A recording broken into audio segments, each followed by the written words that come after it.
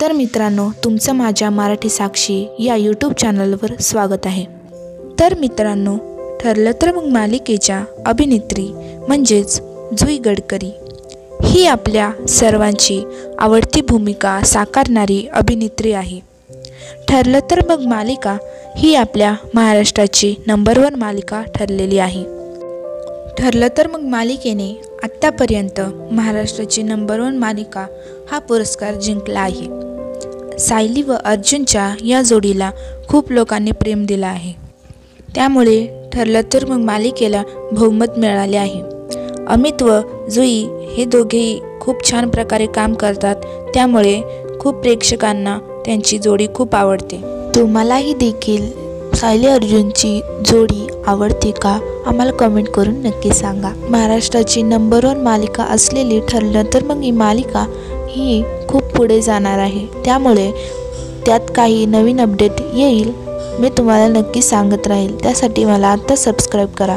तर मित्रांनो, ठरलं तर मग मालिकेमधली अस्मिता म्हणजे जी नेहमी प्रियाची बाजू घेणारी ती मोनिका धाबाडे ही उत्कृष्ट भूमिका चांगली करते, पण लवकरात लवकर मोनिका धाबाडे म्हणजे अस्मिता ही मालिकेमधून अस्मिताची भूमिका करणे सोडून देणार आहे।